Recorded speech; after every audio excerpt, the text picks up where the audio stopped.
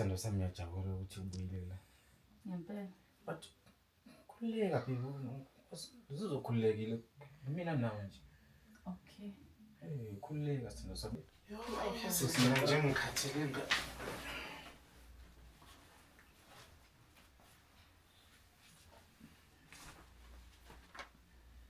Nayimhlola bandla. Ubani lo? Lo. Ngizwe kahle. Ubani lo? Hawu, wathula manje. Makhumalo. Ubekwa yini ke la? Yeah. Uyakwazi mama into zamanje lezi stress uthi uyisikhompyutha yomlungu so ngizomduduza nje ngikhansela. Saze samphatha seksibo. Simphatha simlahlele embhedeni wami. Kodwa ke angizile ukuzophazamisa. Ngizoyilandela nje ifoni yami. Ngise ngikhohle ifoni yami. Konje uthe ubani? Umakhumalo. Hayi lalela ke Makhumalo. Kusasa ngo8 mina nawe sizoba nemeeting mfazi to mfazi. Sikhulume ngale ndoda yethu ukuthi sizoyondla kanjani. Angazi noma ngikutshelela ukuthi ayisebenzi ngoba lolu uphahla lolu njengoba ulibona lula lubiza mina konke nje ukubona la ekhaya.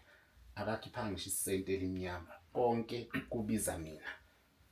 Ngiyajabula ke ngoba usula ukuthi at least umthwalo usuzothi kubanga neno la ngakini.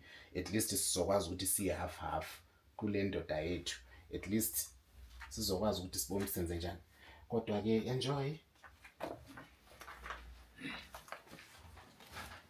Ubani gogo?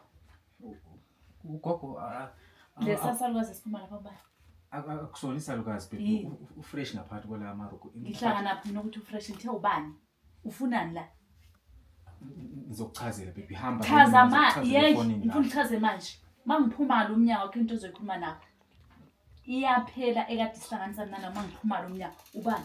Chaze. Ngithe chaza ubani wamama? Yebo buya mhlawumbe ezocela mhlawumbe indawo yokulala unokucela indawo yokulala. So imeeting yana ifuna nami kusasa. Eyani meeting. Ngiqamela manje ukuthi uzongithengile iPhone awusebenzi onondla umfazi. Nginetoho ngilishaya but Liphi itoho? Iliphi itoho uqamba manga? Uzongichithela isikhathi ngento engekho ngiqabela mama. Yes, sithando sami ngizokuchazela ifoni yini. Sithandwa, ngisithandwa sakho mina. Ngisithandwa sakho. Lalela ke. Ungaphindi ungifonele, delete number yami, ushaya sengathi awungazi, angikwazi awungazi. Okade zokusaza impara.